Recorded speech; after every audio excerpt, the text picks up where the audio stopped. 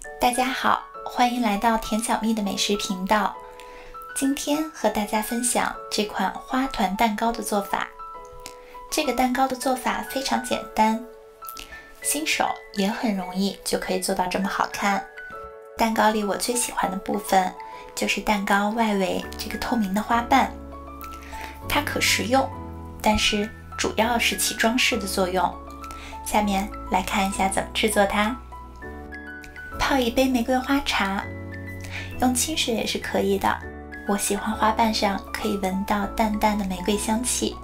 泡好的玫瑰花茶，过滤掉玫瑰花瓣，倒在一个大的盘子里，在水里加入食用色素，就可以做出任何你喜欢颜色的花瓣。我今天的花瓣是半透明的白色。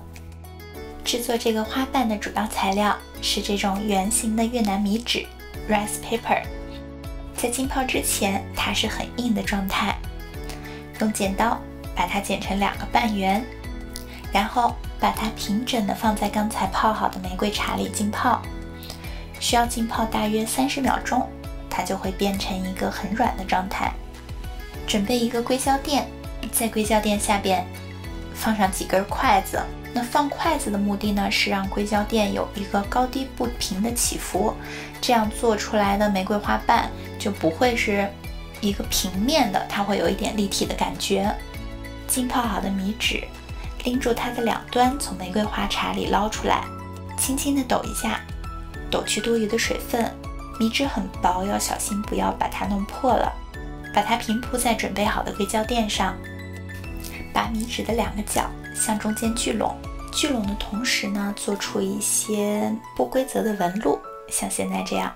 这样做好的花瓣会显得更逼真。那做好的这个米纸花瓣呢，需要晾干，它大概需要1整天的时间才可以彻底晾干，所以需要提前准备。今天的蛋糕主体是使用了一个半圆形的戚风蛋糕，中间的夹层是鲜奶油，搭配新鲜的草莓。半圆蛋糕的抹面刮刀是不好操作的，最好是准备一个像这样软的塑料板，在蛋糕上挤上厚厚的一层奶油，塑料板按照蛋糕的形状弯出一个弧度，转几圈转盘，蛋糕就会变得很平整了。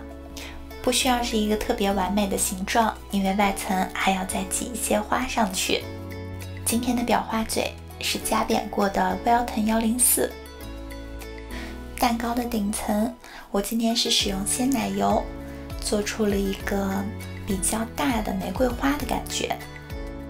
下半层赶时间，原谅我偷了一个懒，简单的挤了一些线条出来。啥呢？翻车了，翻车了！啊？谁说翻车？不行，必须补救一下。加上我的米纸花瓣，马上给你一款不一样的高颜值蛋糕。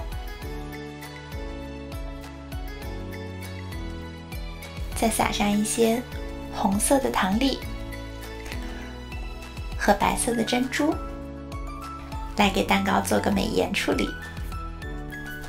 今天的蛋糕就完成了，感觉还是放在圆的盘子里会更好看一些。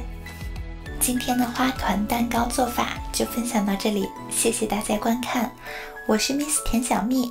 如果喜欢我的视频，请点赞、订阅或者留言给我一些支持鼓励哦。